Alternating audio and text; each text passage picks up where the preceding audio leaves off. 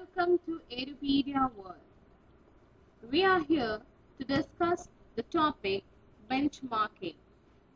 Benchmarking and supply chain. Business is nowadays facing an intense competition. The competition level is from top management to the executives of the business activities. Top management and executives of the business activities or business firms have recognized nowadays the most importance of establishing business processes that are effective in their nature, that can manage the flow of information, product and the funds across the supply chain in an efficient manner. The reason behind this is that the supply chain cost represents the majority of the total operating budget, approximately 75%. For most of the cases, it is applicable. Another reason is that the increased emphasis on providing value to the customer. There is a nowadays trend according to which there is an increase in value providing to the customers. Therefore, logistic and supply chain management processes need to be measured of their performances not only in absolute terms but also in terms related to the competition and beyond that related to the best practices in industry. So the best practice in industry is the focus of any industry to be effective in its nature. Along with that, organizations compare their internal processes against those of the competitors or even firms having the similar practices. This activity is referred as benchmarking. Now we'll understand the concept of benchmarking. Benchmarking is a process. Benchmarking is a process of comparing business processes as well the competitors' organizations' business processes. It is considered as the comparison in between two organizations, those who are competitors in their nature. Now, this benchmarking is also considered as the process of identifying, understanding and adapting the outstanding practices from and within the same organization to improve the business processes. This process of benchmarking needs the establishment of any specific benchmark. So now we will discuss that what do we understand by the term benchmark. As far the term benchmark is considered, this benchmark is a point of reference against which things are going to be measured. It is represented by how many, how much money, how reliable or how well made it is, like phrases. It could be in regard to the product or it could be in regard to the service. Whether it is considered with service or the product, the reference point against which they are being measured is known as benchmark. Each and every organization uses different benchmarks for the establishment of their business practices in its effective way or the best possible way.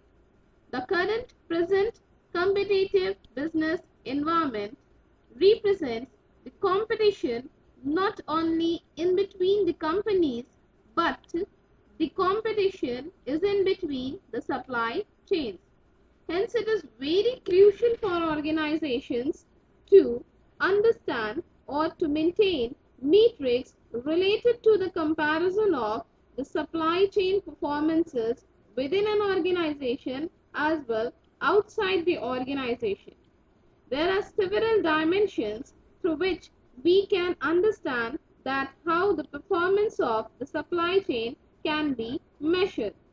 These performances can be measured via establishing certain yardsticks, or they can be measured via establishing the best in class performance method, or they can be measured just having a measure of the outputs and comparing them with that of the others.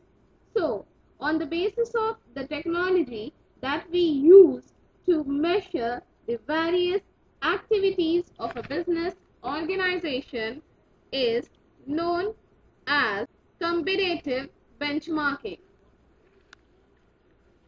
Competitive benchmarking is a little bit different from process benchmarking. Process benchmarking is the simple aspect of the benchmarking or the traditional aspect of the benchmarking, whereas competitive benchmarking is the modern aspect of the benchmarking or the modern concept of the benchmarking. So now come to the traditional benchmarking or the process benchmarking. The process benchmarking refers to or is considered as the process of comparing an organization's processes with those of the non-competitors. The comparison is in between non-competitors that have been identified as having the superior processes, whereas when the competition is in between the competitors only, then the competition is known as or referred as the competitive benchmarking. So as far the traditional benchmarking or the process benchmarking is considered, it is the comparison of an organization's processes with those of the non-competitors that have been identified as having the superior processes, whereas the competitive benchmarking refers to the comparison of the organization's process with that of the competitors. Now, we will discuss the various types of benchmarking on the basis of this distinguishing. Number one is the internal benchmarking and number two is the external benchmarking. Now let's have a look on internal benchmarking. Internal benchmarking, however, provides little information concerning the performance relative to competition. A firm may lack competition without being aware of it.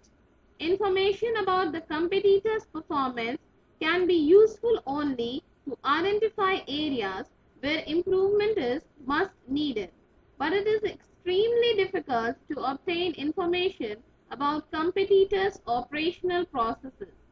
Now let's have a look on the second type of the benchmarking, that is the external benchmarking. When efforts are related to compare both metrics and processes to the best practices regardless of where the relevant practice is found, then this type of the comparison is referred as non-restricted comparison or the external comparison or the external benchmarking. The underlying philosophy, that is of non-restricted benchmarking, is that it is possible to learn from organizations to unrelated industries that have excellent performance or use innovative approaches. For example, LL Bean, the mail and a catalog company in the US, has been benchmarked in order fulfillment processes by firms from such diverse fields such as food, electronics, and personal care. Now, the process of benchmarking is associated with a number of benefits. As far its benefits are considered, one of the most important benefits that it executes is the best practices are being incorporated with the help of the benchmarking process. The second is that it provides stimulation and motivation to the creative people. So it acts as an opportunity to the creative people so that they can enhance their performance and develop the organization along with as well. Now the third is it breaks down ingrained reluctance and it may also identify technological breakthrough. Thank you for listening.